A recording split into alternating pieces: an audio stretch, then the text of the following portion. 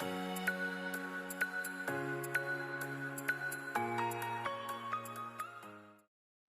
YouTube, EasyGoingMC back, another Minecraft video. Today, we're doing another survival tips and tricks video. So in this video, we're going to be going over the best ways to save time in Minecraft.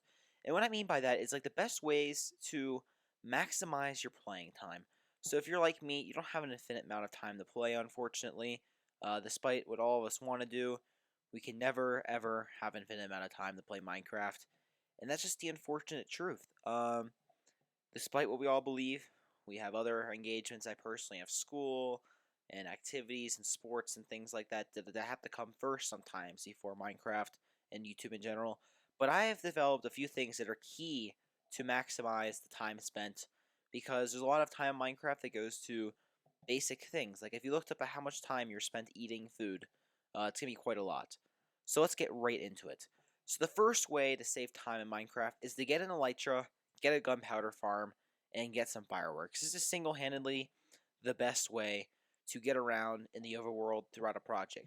For example, when I was working on this passive mob farm a couple weeks back, this was just released for you guys a couple days ago, which if you haven't seen, I strongly suggest you check out down below. I was working down this pit, and instead of having to go up a ladder or a staircase, I could simply just take off, and I was up at the surface in a matter of seconds, back over to my Chakra Boxes I had over here, and yeah, it was really quite easy. So the second thing you could do, which relates to this, is the passive mob farm, is to get a good source of food. So if you think about it, if you're eating melons for your food, you're going to spend a lot more time eating because it only restores 1 point per melon eaten. And then also you lose it faster because it has horrible saturation. So what you want to do is get a food that gives you huge amounts of saturation, and which means it won't run out when you're sprinting through your nether tunnels like this. And also it restores, for this one, restores 4 full food things, which means it's really effective. So the best way to save time, honestly, is to get a decent food source that doesn't require you to eat constantly, because if we face it, we spend a lot of time eating in Minecraft when we use really bad food sources. So that brings me on to the next point. You want to establish decent nether tunnels. So the flyback from that Guardian farm would have taken probably 10 times as long as it just did to come back through my ice tunnels. So you want to have a decent ice tunnel like this, even something like that that's a little more, I don't know what you want to call it, like lower class, I guess. But this thing right here, it's super fast. You can zip through like 800 overworld blocks in a matter of seconds, and it makes time, well, a lot easier because you save so much time instead of having to zip through the world. So the next thing you want to do is get a decent XP farm. We're going up to my best XP farm on the server right now, or on the survival world. And yeah, it's conveniently located right above where my main base is. And so it's like in the central hub. And it provides you tons of XP. And the reason why you want this is, well, so you can easily get XP, which obviously saves time. With my Ender, it wasn't that fast. And now I have this thing, I can easily get tons of the stuff really quite easily. So as we can see, the zombie pigmen come pouring in. This is Ilmango's design. Strongly suggest you check it out. It works quite well. So we're going to just leave this now. We don't want to get completely lagged out. So we can easily fly down this zippy item elevator, or player elevator. Oops. So let's go on to one of the other ways you can save time in Minecraft. So these are all little tips and tricks that are necessities to save time. Not necessarily the most important things, but if you want to maximize your time playing, these are what you want.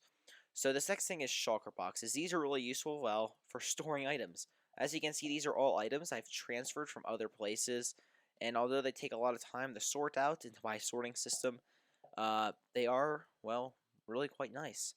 Yeah. Look, this would have taken several hundred, like hundreds of trips back and forth from various spots in the world, but because I had Chakra Boxes, it made it quite easy. You can duplicate them with hopper duplication quite easily, and also you can go out and hunt them if you want and get a set of like 30 that you use for transporting items. Either way is up to you. I personally duped some. I also gathered some. But yeah, it's up to you. So finally, the last thing to save time is to honestly have fun, guys. One of the most things I find about Minecraft is that it can get kind of frustrating sometimes. you're building and it doesn't look good, or your iron farms aren't working. And the best thing to do is just to stay light, because when you're frustrated, you only work worse. So the best part about Minecraft is nothing's permanent. It doesn't really matter. So the best part is just to have fun, and yeah, keep a bright spirit. Because if you keep a bright spirit, you're gonna work more efficiently. So guys, we know we have a bunch of tips and tricks on how you can get experience and save a bunch of time in Minecraft. The first is to get a leech on some fireworks. The second is to get a sustainable food source.